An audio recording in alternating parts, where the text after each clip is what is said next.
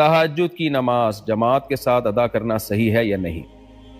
دیکھیں، جو نمازیں انفرادی ثابت ہیں نا ان کو انفرادن ہی ادا کرنا پڑے گا، اس میں جماعت ٹھیک نہیں ہے۔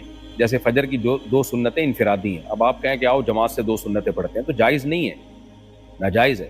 اس طرح تہجد انڈیویجول ایک نماز ہے، چاہے رمضان میں ہو چاہے رمضان کے علاوہ ہو۔ نبی صلی اللہ علیہ وسلم نے علی وجہ تداعی یعنی پبلک کو اکٹھا کر کے تہجد نہیں پڑھی ہے۔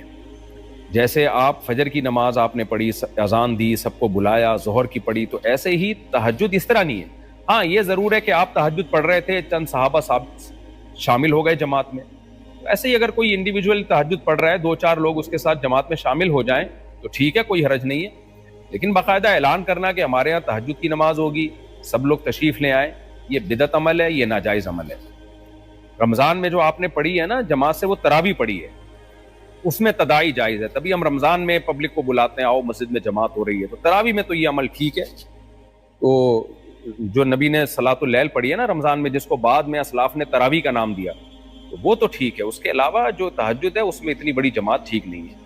اسی وجہ سے حرمین میں جو صلاۃ اللیل کی جماعت ہوتی ہے، تو اس پہ بھی بہت سے علماء کو تحفظات ہیں کہ اسلاف سے ہمیں اور نبی سے، صحابہ تابعین سے تراویح کی تو پراپر جماعت ہمیں ملتی ہے، لیکن الگ سے تہجد کی پراپر جماعت ہمیں اس کا تصور نہیں ملتا۔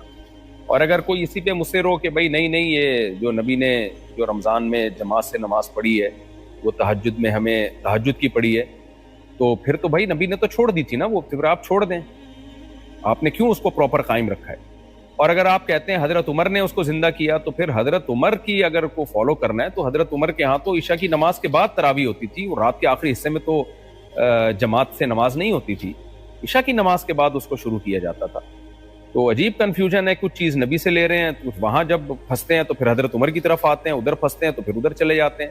اس لیے اس میں چاروں اماموں کا جو مذہب ہے، امام ابو حنیفہ، امام مالک، امام شافعی، امام احمد ابن حنبل، یہ چاروں بہترین ریسرچر تھے امت کے، اور ان پر پوری امت نے اعتماد کیا۔ ان چاروں کی رائے یہی ہے کہ تراویح میں تو جماعت کی جائے گی، پبلک کو بلایا جائے گا، تہجد میں انڈیویجول ہی ہے، انفرادی ہی ہے، اس کو انفرادی رہنے دیا جائے۔ ہاں آپ پڑھ رہے ہو، 2-3 لوگ شامل ہو جائیں تو وہ حدیث سے ثابت ہے، اس میں کوئی حرج نہیں ہے۔